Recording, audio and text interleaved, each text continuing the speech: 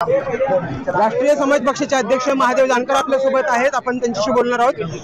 जानकर साहेब आज बारामतीमध्ये आलात, काय प्रयोजन? आज मी सुनित्रा वहिनीच्या प्रचार सभेसाठी आलोय आणि राष्ट्रीय समाज पक्षाला महायुतीच्या माध्यमातून अजितदादाच्या गटातून मला जागा सोडली, त्यामुळे माझं कर्तव्य आहे की सुनित्रा वहिनी देखील निवडून आणण्यासाठी मी जीवाचं रान करून माझ्यावर जी बारामती मतदारसंघातला प्रेम करणारा वर्ग आहे त्यांना मी मतदान मागण्यासाठी आलेलो आहे। बारामती लोकसभा मतदारसंघात 2014ला ज्यावेळी निवडणूक लढवली होती त्यावेळी तुमचा पराभव झाला होता, कुठेतरी पराभवाचा वचपा काढण्याची संधी मिळाली का? नाही, वचपा वगैरे असलं मी कधी ठेवत नाही।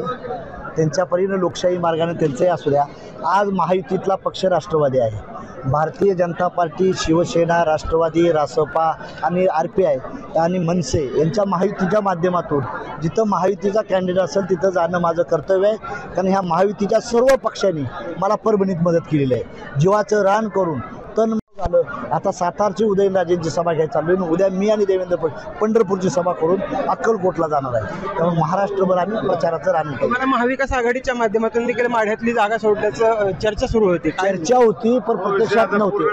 2 मिनिट चर्चा होती पण जागा सुटली नव्हती। जागा सोडू म्हणले होते ते साहेब, पण सोडली नव्हती आणि महायुतीनं आम्हाला जागा दिली, लगेच दिली बी। तिथं लग्न बी झालं आमचं सारं। आता बँड बाजा वाजला नाही, काय प्रॉब्लेम? परभणीमधलं काय परिस्थिती आहे? परभणीमधलं मतदान झाले, मी जिंकणार आहे आणि जिंकणारच नाही तर केंद्रामध्ये मोदी शपथ घेतील त्यावेळेस मी ईश्वर साक्ष शपथ घेतो की महादेव जगन्नाथ जानकर या देशाचा केंद्रीय मंत्री म्हणून शपथ घेतोय। किती लीड असणार? लीड किती असणार? लीड किती असणार? 50,000च्या लीड।